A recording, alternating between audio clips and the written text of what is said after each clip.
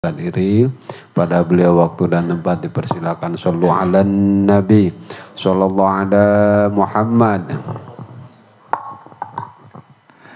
Bismillahirrahmanirrahim. Assalamualaikum warahmatullahi wabarakatuh. Alhamdulillahilladzi an'ama ni'matal iman wal islam wa ashhadu an la ilaha illallah wahdahu la syarikalah wa ashhadu anna Muhammadan abduhu wa rasuluh la nabiyya ba'dah. Allahumma salli wa sallim wa barik ala sayyidina Muhammadin wa ala alihi wa sahbihi ajma'in, amma ba'du. Allahumma rabbi shrah li sadri wa yassir li amri wa hlul 'uqdatam min lisani yafqahu qawli. Allahumma arinal haqqa haqqan warzuqna ittiba'ah wa arinal batila batila warzuqna ijtinabah. Alhamdulillah, puji beserta syukur marilah sama-sama kita panjatkan kehadirat Allah Subhanahu wa taala yang telah memberikan kepada kita nikmat sehat, hidayah dan taufiknya sehingga kita bisa kembali melanjutkan kajian tafsir Al-Quran yang insyaallah kita akan membahas surah An-Nisa ayat ke-57.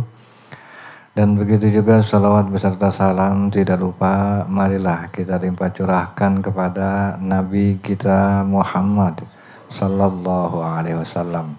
Para bapak yang saya hormati dan mudah-mudahan Allah memuliakan. Di ayat yang ke-57 ini Allah Subhanahu wa taala berfirman, A'udzubillahi minasyaitonir rajim. Walladzina amanu wa 'amilus solihati sanudkhilhum jannatin tajri min tahtihal anhar khalidina fiha abada. Lahum fiha azwajum mutahharatun wa nudkhiluhum zillan dzulila. Walladzina amanu, dan orang-orang yang beriman, wa amilus shalihat, dan juga yang melakukan amal saleh, sanudkhilhum jannatin tajri min tahtihal anhar, yaitu kami akan memasukkan mereka ke dalam surga yang di dalamnya mengalir sungai-sungai. Khalidina fiha, dan mereka kekal di dalamnya abada. Dan juga janji Allah, lahum fiha azwajum mutahharatun, dan juga bagi mereka di dalam surga itu mempunyai istri-istri yang suci. Wa nudkhilhum zillan dzulila, dan juga kami masukkan mereka ke tempat yang teduh lagi nyaman. Nah, di dalam ayat ini Pak, kalau kita mau mencoba melihat, di sini dikatakan orang yang beriman, beramal soleh akan dimasukkan ke dalam surga. Nah, jadi di dalam Al-Quran Pak, ada dalam beberapa ayat itu selalu mengkaitkan antara iman, amal soleh, dan surga. Itu bukan cuma di ayat ini, ada banyak di beberapa ayat. Artinya Pak, bahwa yang namanya iman, amal soleh, dan surga ini merupakan satu kesatuan yang gak bisa dipisahkan sebenarnya. Kalau kita mau mengumpamakan Pak, iman itu adalah akar, amal soleh itu batangnya, surga itu adalah buahnya, gitu. Dan begitu juga yang namanya iman Pak. Kalau iman yang benar-benar iman, ya kan, itu pasti akan membuahkan keimanan tadi, itu berbuah namanya amal soleh. Begitu, jadi nggak ada yang namanya dia ngaku beriman tapi nggak melakukan amal soleh, itu nggak ada. Begitu juga adanya amal soleh itu karena adanya iman. Nggak ada yang namanya amal soleh itu nggak berangkat dari iman. Karena beda Pak antara amal soleh dengan amal baik. Nah, adapun yang namanya amal baik, amal soleh ini beda. Yang pertama kalau kita lihat dari pelaku, ya kan? Kalau yang namanya amal soleh itu pelakunya pasti hanya orang beriman. Karena yang namanya pengertian amal soleh itu apa Pak? Itu perbuatan atau ibadah yang dilakukan dengan niat karena Allah dan sesuai dengan tuntunan Allah dan Rasulnya, itu amal soleh. Maka berangkat dari pengertian itu Pak, pelaku daripada amal soleh ya harus atau hanya orang yang beriman. Sementara amal baik itu pelakunya bisa siapa aja. Bisa orang beriman, bisa orang kafir, atau orang yang mengaku nggak punya Tuhan, bisa. Kalau amal baik. Dan begitu juga motivasinya. Kalau amal soleh itu motivasinya ya udah jelas. Pasti hanya semata-mata karena Allah. Nah kalau amal baik, itu Pak motivasinya bisa dalam rangka mungkin kemanusiaan ketika dia berbuat baik. Misalnya nolongin orang korban bencana. Atau mungkin karena dia simpati, bisa dia berbuat baik kan gitu niatnya. Atau juga karena gengsi dia berbuat baik. Atau juga misalnya dia karena memang udah kebiasaan dia berbuat baik. Gitu artinya ini amal baik namanya. Kalau landasannya itu tadi cuma karena kemanusiaan, simpati, gengsi atau mencari popularitas, ini bukan amal soleh ini. Ini namanya amal baik. Terus apa lagi Pak? Sumber tuntunannya. Kalau kita lihat sumber tuntunannya juga berbeda. Kalau amal soleh itu sumber tuntunannya itu tadi Al-Quran, Sunnah, dan juga ulama. Itu sumber tuntunan daripada amal soleh. Nah kalau amal baik itu sumber tuntunannya apa? Ya akal. Ya karena dia berpikir ya gue harus berbuat baik secara logika kan. Nah itu. Atau karena adat budaya gitu. Kalau kita ada adat atau budaya Indonesia kita kan ini bagus. Maka kita beramal misalnya berdasarkan karena adat ya di masyarakat ya begini. Kita harus begini berbuat baik misalnya. Nah ini sumber tuntunan apa? Amal baik itu. Itu apa? Adat atau hukum manusia. Ketika kita misal nggak mencuri ya kan. Karena takut dihukum. Nah ini perlakuan kita atau perbuatan kita itu nggak masuk kategori apa? Amal soleh itu amal baik. Baik secara umum. Kalau amal soleh itu dalam pengertian secara syar'i. Terus apa lagi? Nah sekarang nilainya di sisi Allah bagaimana? Kalau nilai amal soleh di sisi Allah Pak, itu dicatat sebagai pahala dan menjadi sebab seseorang masuk surga. Ini amal soleh. Nah kalau amal baik bagaimana? Kalau amal baik dapat balasan dunia. Berupa apa? Pujian orang, penghargaan orang, atau Nobel, kan gitu ada tuh. Nah itu juga ketenangan. Ya, jadi ketenangan juga kalau misalnya kita berbuat baik walaupun orang Kristen misalnya. Ketika dia berbuat baik dapat ketenangan, iya pantas.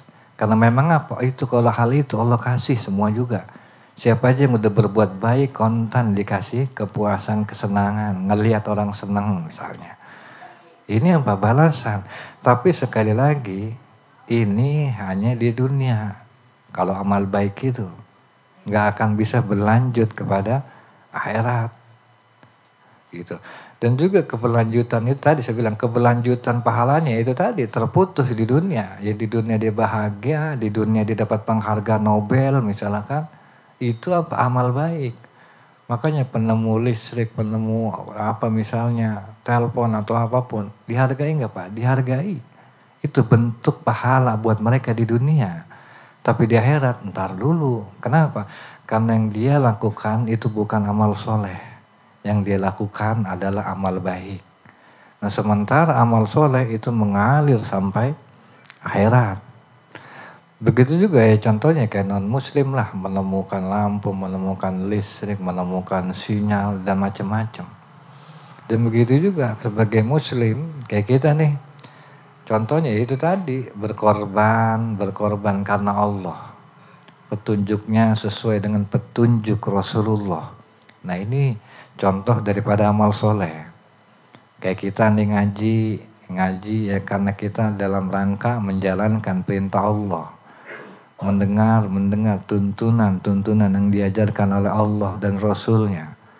Dan yang jangan kita lupa, niat kemari datang ke sini Pak, itu harus karena Allah. Jangan Bapak kemari datang dengan membawa niat macam-macam. Sekedar pengen tahu misalnya. Atau gak enak sama karena diajak misalnya. Kalau misalnya hanya sebatas itu niat apa datangnya Bapak, maka sekali lagi Bapak gak sedang melakukan amal soleh. Kalau misalnya gak ada niat karena Allah. Kalau caranya sih itu udah benar nih. Melaksanakan perintah Allah, menuntut ilmu itu caranya udah benar.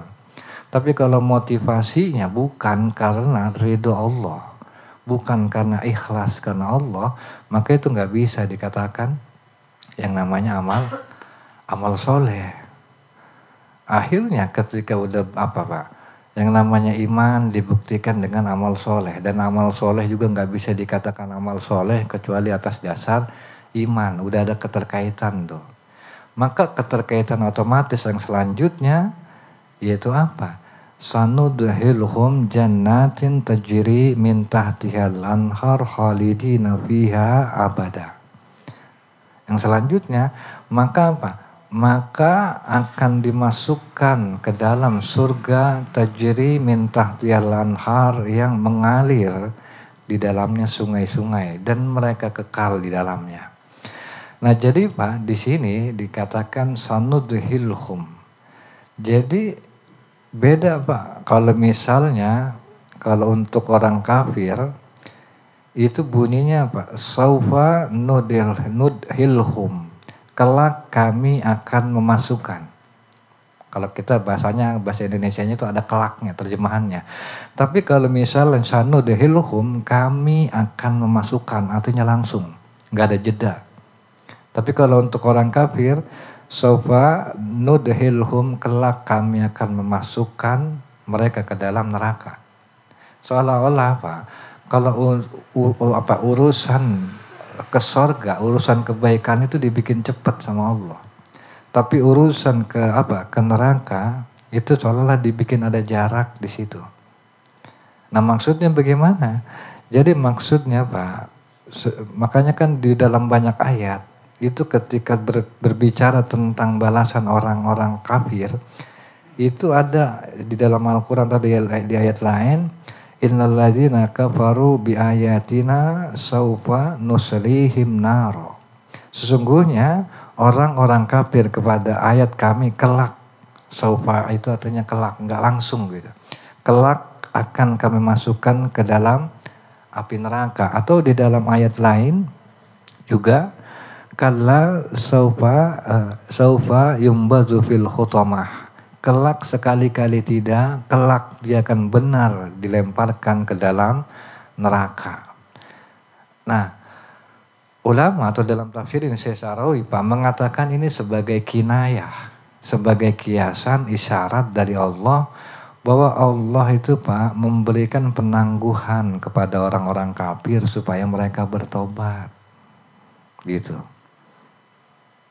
Jadi enggak dilangsung, tapi dikasih waktu dulu, dikasih jeda. Ini merupakan bentuk kiasan. Agar apa? Agar orang kafir ini ada mau berpikir, kembali tobat, dan enggak jadi masuk neraka. Tapi kalau terkait daripada orang Islam, maka bahasanya udah enggak pakai ada jarak lagi. Sanudhilhum. Maka apa? Maka akan dimasukkan ke dalam surga. Gitu. Dan juga di dalam tafsir ini Pak, kenapa di sini jawaban lain kenapa Allah gunakan sanudhilhum? Karena Nabi Muhammad Shallallahu Alaihi Wasallam itu pernah bersabda, "Wuistu ana wasa'atu kahataini." Jadi aku diutus dan jarak antara aku dengan kiamat itu seperti dua jari ini. Nah, Rasulullah memberikan isyarat dengan jari telunjuk dan jari tengah. Jadi jarak antara umat Muhammad dengan kiamat itu dekat.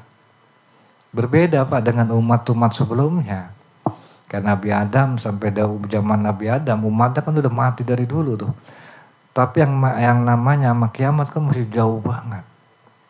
Nah kalau kayak kita memang umat terakhir, maka jarak antara kita, yaitu umat Nabi Muhammad, dengan kiamat itu dekat. Makanya bahasanya sanud hilhum, begitu Pak.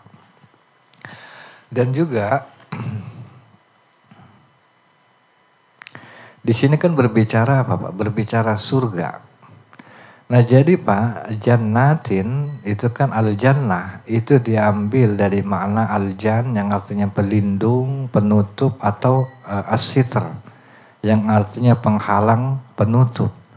Nah jadi yang dimaksud dengan al-jannah itu adalah kebun yang dipenuhi pohon rindang sehingga jika seseorang itu berjalan di dalamnya dia akan terlindungin Pak.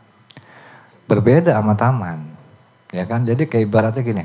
Kayak kita jalan nih di sebuah hutan, ya kan?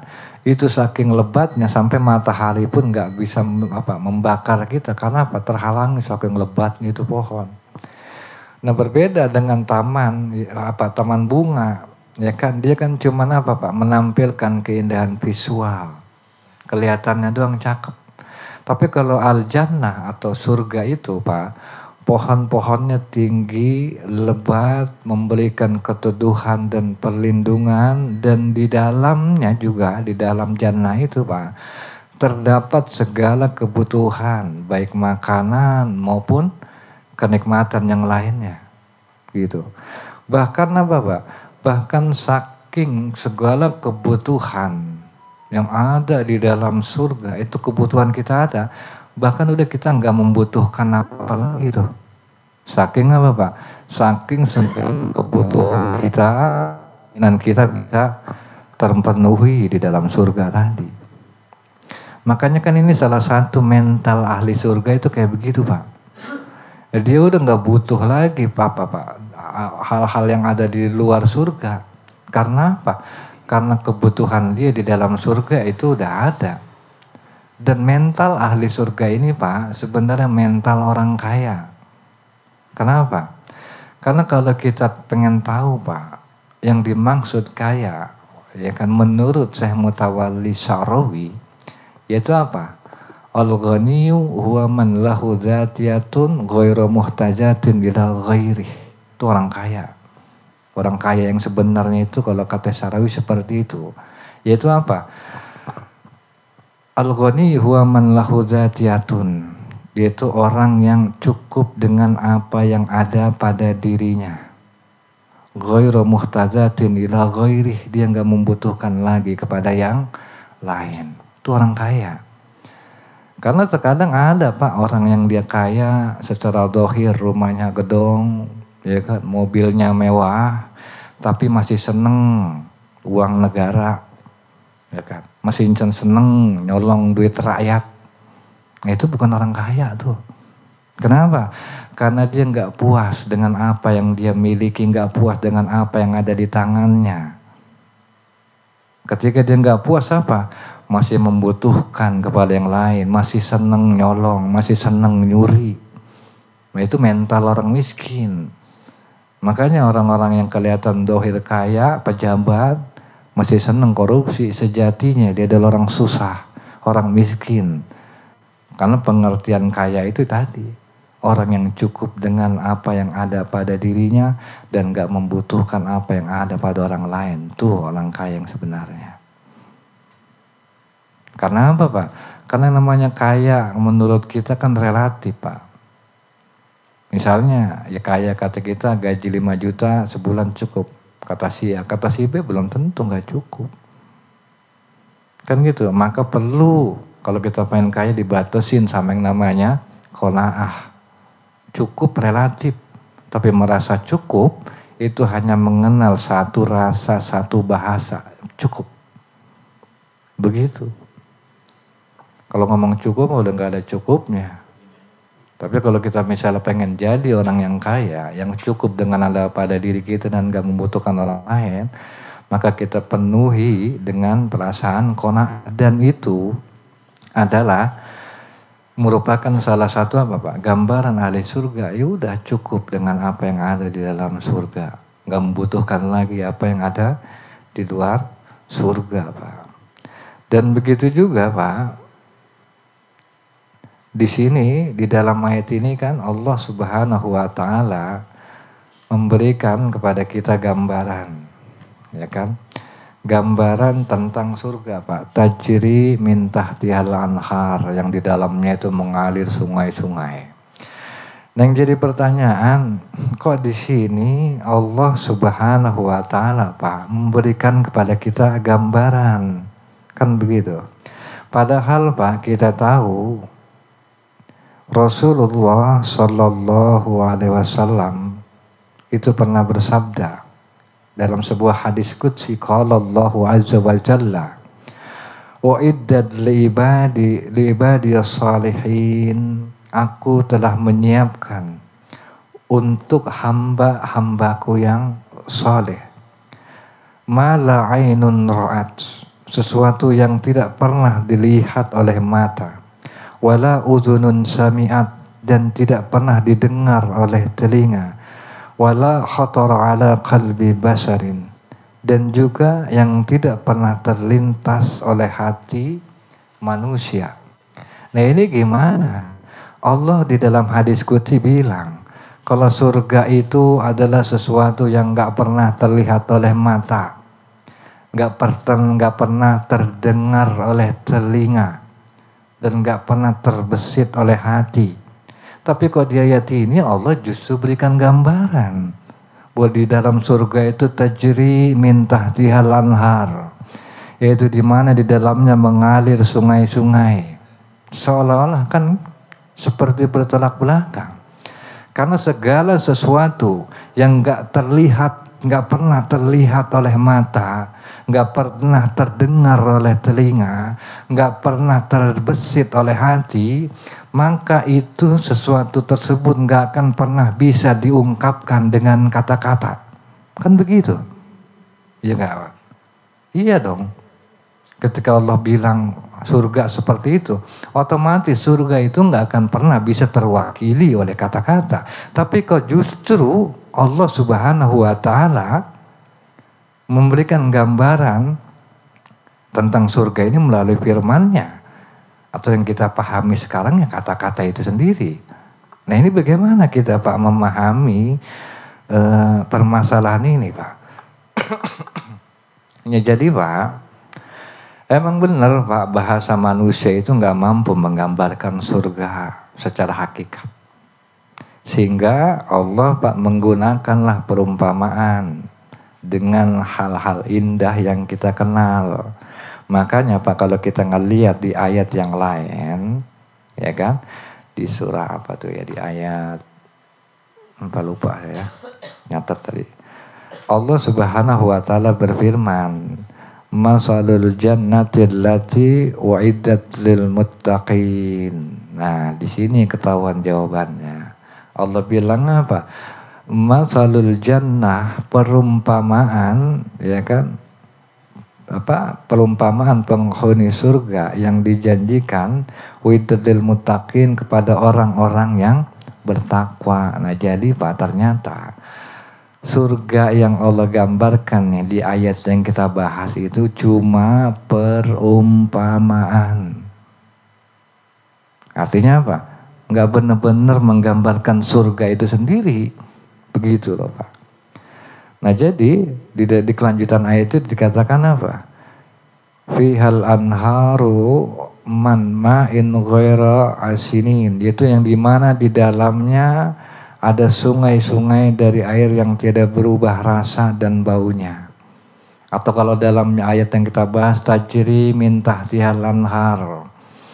Ini kan Pak, kalau kita bercermin ketika ayat ini turun 1400 tahun yang lalu di sebuah tanah cuma ada padang pasir, gunung batu, dikasih gambaran surga yang dimana di dalamnya mengalir sungai-sungai.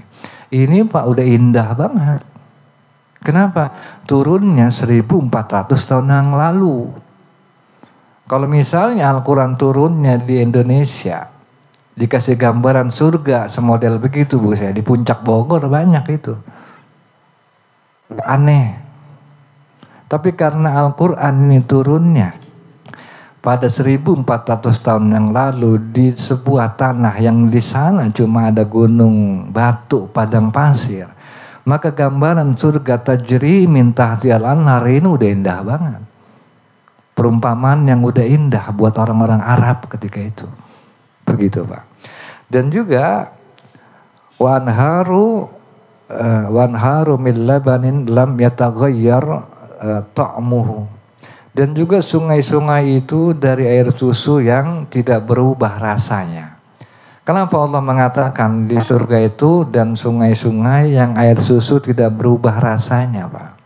Karena Pak, orang-orang Arab dulu itu ketika dia mengambil air susu unta, Pak, disimpan itu air susu di sebuah wadah botol kulit dari kulit binatang, itu namanya kirbah, disimpan tuh. Nah kadang-kadang kan disimpan kelupaan diminum, itu air susu berubah rasa, basi lah kita bilang. Nah makanya istilah basi ini udah ada di zaman Rasulullah atau Arab-Arab terdahulu. Maka wajar kalau Allah mengumpamakan surga yaitu sungai-sungai dari air susu yang tidak berubah rasanya. Karena memang yang dipahami orang Arab dulu ketika dia menyimpan susu di wadah kulit kambing atau kulit onta, karena kelupaan airnya basi. Maka Allah berikan gambaran kalau air susu di surga mah nggak ada istilah basi, nggak berubah rasa, begitu. Yang kira-kira mengena dengan orang-orang Arab ketika itu, Pak, begitu. Dan juga wa anharun min khamrin ladzatin lasyaribin. Dan juga apa? Sungai-sungai dari khamr yang lezat rasanya bagi yang meminumnya. Kenapa Pak dikatakan arak ya kan ya, sungai-sungai dari arak yang rasanya lezat bagi peminumnya. Nah sekarang Pak kalau misalnya mungkin Bapak termasuk yang dulunya mungkin orang peminum. Kalau kita peminum khamr, ya, arak atau apapun itu Pak, sama minum jus itu beda Pak, cara minumnya. Kalau kita minum khamr, ya apalah. Yang kita pahami air keras itu Pak, kita tenggek kan biasanya langsung glek kan begitu Pak ya, enggak kita kunyah di mulut, enggak lama gitu kan, emang enggak enak karena target kita bukan buat goyang lidah, goyang otak kan begitu. Makanya walaupun arak itu misalnya enggak enak di mulut, tetapnya kita minum, caranya nenggak jelek kan begitu, cepet tuh. Kalau jus lain cerita. Kalau jus kita minum nggak kayak minum arak, limut dulu, goyang-goyang lidah, enak.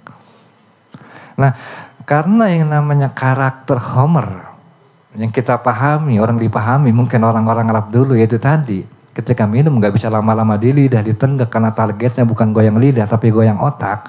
Maka Allah berikan gambaran khamr surga mah beda. Khamr surga itu apa? Lezat, nikmat rasanya. Nggak kayak khamr di dunia. Dan bedanya juga khamr di surga mah nggak memabukkan kayak khamr di dunia Pak. Begitu. Makanya dari sini aja kita udah kebayang Pak, walaupun sebatas perumpamaan.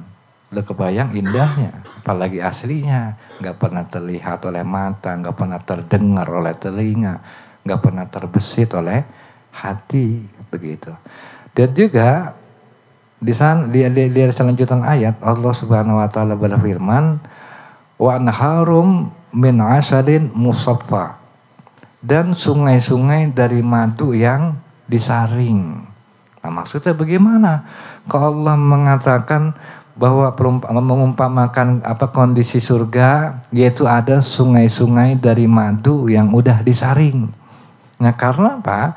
Orang Arab dulu itu kan biasa dia Pak? Ngambil madu dari gunung-gunung, ya kan? Dari lembah-lembah dia celah-celah berbatu. Otomatis kadang-kadang kan keraraban juga tuh batunya. Maka untuk kita bisa langsung konsumsi nggak bisa langsung dikonsumsi tuh Pak madu sama orang-orang Arab dulu. Kecuali disaring dulu. Supaya apa? Batunya nggak ikut keminum sama kita. Makanya Allah bahasakan apa? Wanharun min asalin musaffa, yaitu apa? Dari sungai-sungai yang madunya udah disaring. Kan udah praktis tuh. Ya sama lah kalau di kita juga kalau misalnya ketika ngambil sarang madu kadang-kadang kan keraraban juga sama betah pohon ya kan, kulit-kulit kambium pohon. Makanya kan harus disaring juga tetap kotor. Nah di sini artinya apa? Bahwa di surga itu udah nggak ada istilah repot, udah semuanya udah serba tinggal menikmati. Karena apa Pak? Karena di surga udah bukan hari penuntutan. Ya udah hari baik hasilnya kita. Kalau di dunia iya waktunya kita dituntut.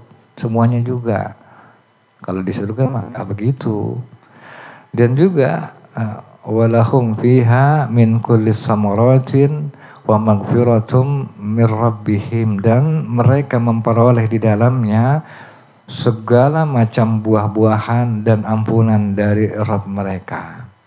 Nah ini kan buah-buahan macam-macam apa aja ada Pak. Walaupun terkadang Allah menggambarkan ada buah delima, tapi buah delima yang ada di dunia di surga ya beda. Sama.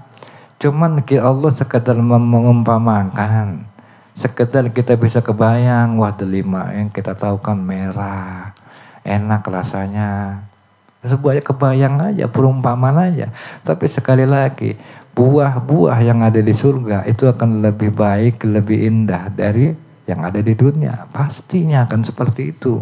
Cuman sekali lagi Allah Subhanahu wa ta'ala ketika berbicara tentang kondisi yang ada di dalam surga itu Pak, itu terkait apa? Perumpamaan aja begitu Pak. Dan juga yang selanjutnya walahum fiha ajwajum mutahharun, dan bagi mereka di sana pasangan-pasangan yang disucikan. Nah kata azwaj ini Pak bentuk jamak dari kata zauz. Ya biasanya ketika di sini kan dikatakan apa? Azwajum mutahharun.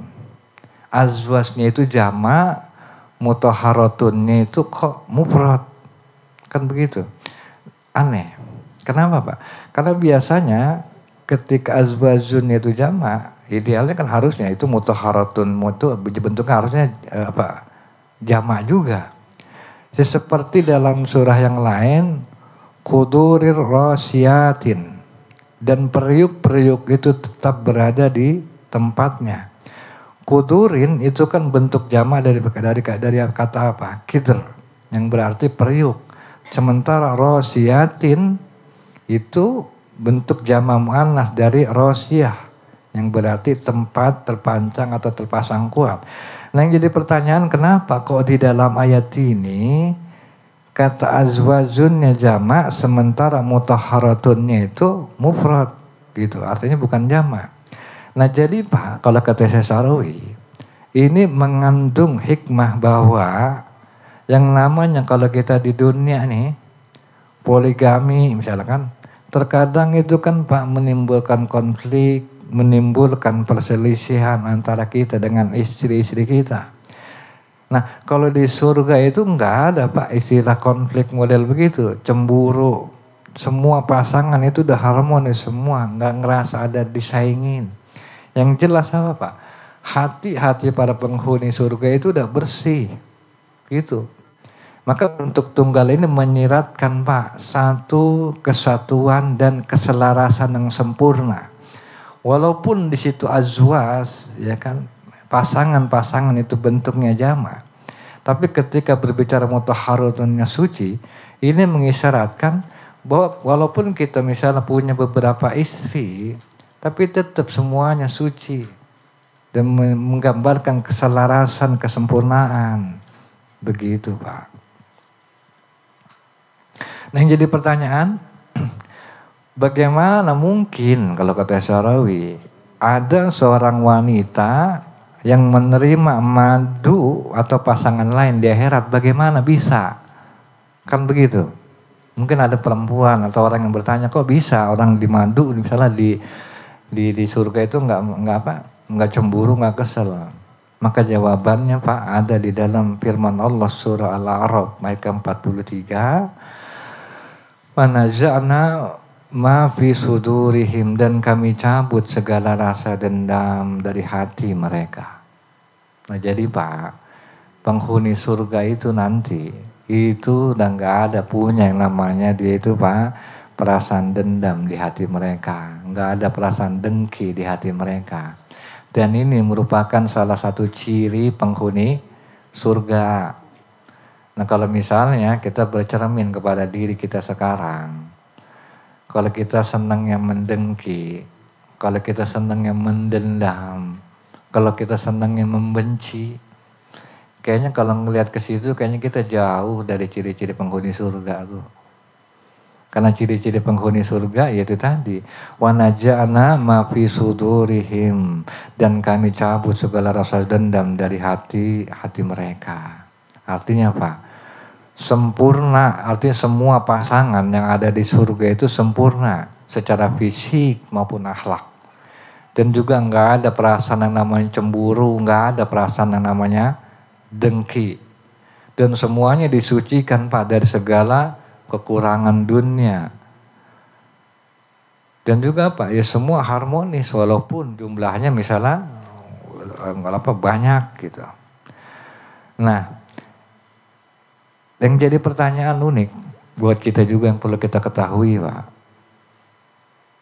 Kenapa Pak? Di dalam Al-Quran, ya kan? Allah Subhanahu wa Ta'ala enggak secara eksplisit, ya, enggak secara eksplisit menjanjikan bagi wanita ini bidadara. Yang kita tahu kan, Al-Quran hanya menyatakan secara eksplisit tentang janji pasangan atau bidadari atau hurun in itu hanya kepada laki-laki. Kan begitu.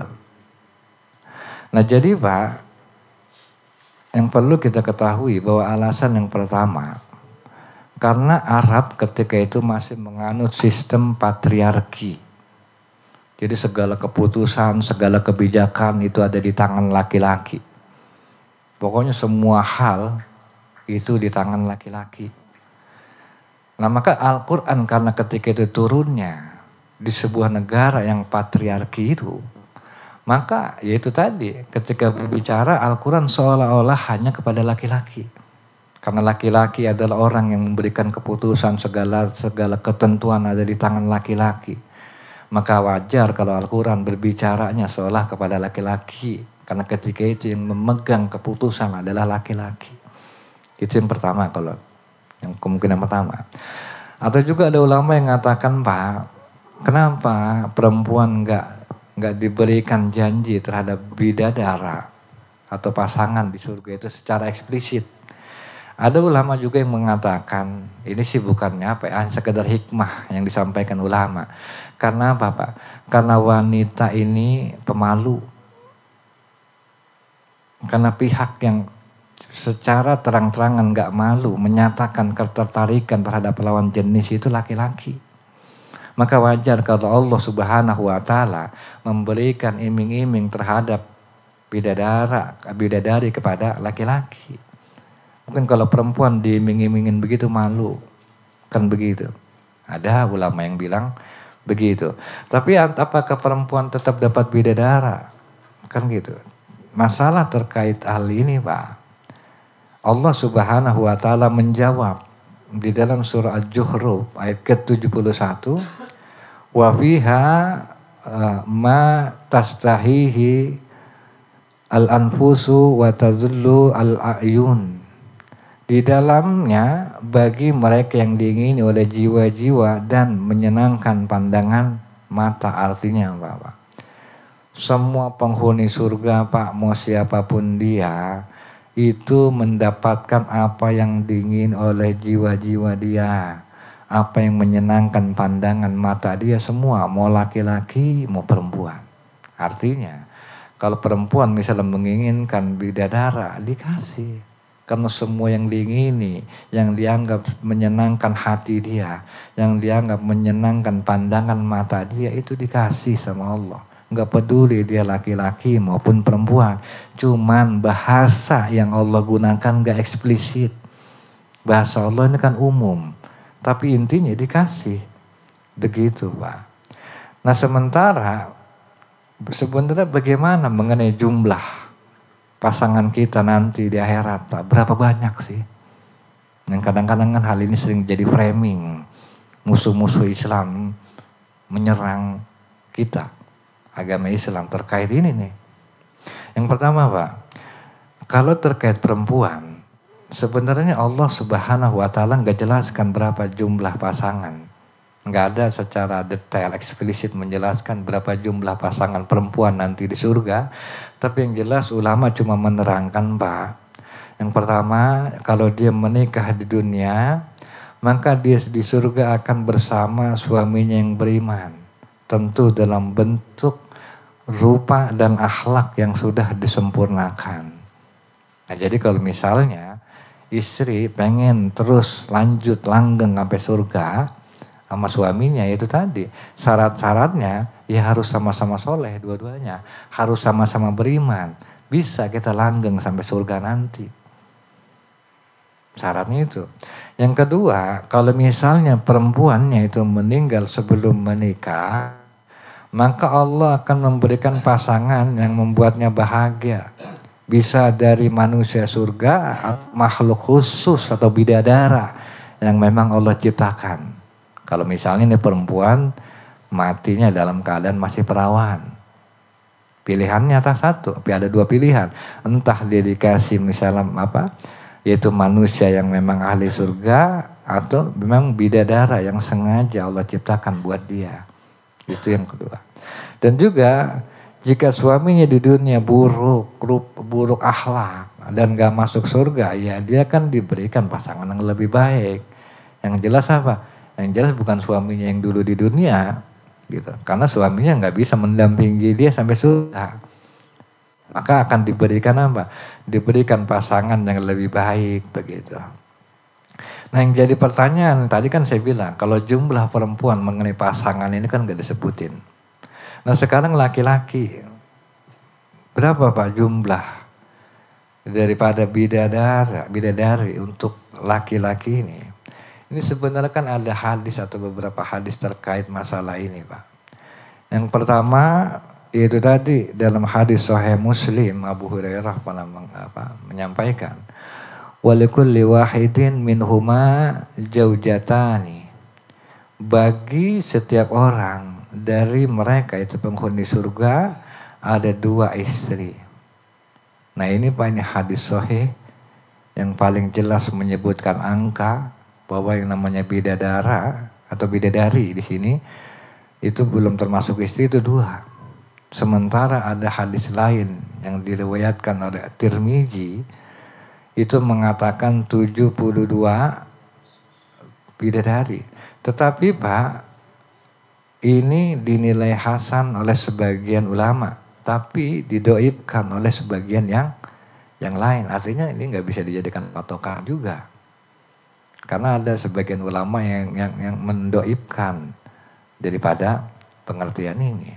Jadi kalau ada orang yang mencoba menyerang atau mencoba memframing terkait tentang 72 bidadari, ini yang jelas ini enggak ada landasannya di dalam Al-Qur'an. Kalaupun memang ini ada landasannya di dalam hadis, ini pun hadis yang masih di dalam perselisihan. Apakah dia hasan, apakah dia dhaif, bukan sahih. Begitu, artinya enggak bisa dijadikan landasan, begitu Pak. Dan juga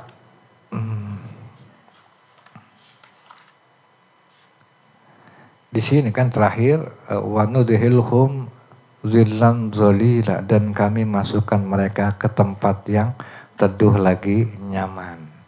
Nah, jadi Pak, yang terakhir zillan zalila ini bukan sekedar tempat yang teduh biasa Pak, tapi keteduhan total menyeluruh dan dia abadi. Jadi ungkapan zillan dzalila Pak, itu seperti ungkapan mautuhul maut, kematian yang benar-benar mematikan. Atau ungkapan hakul yakin, kepastian yang sangat pasti.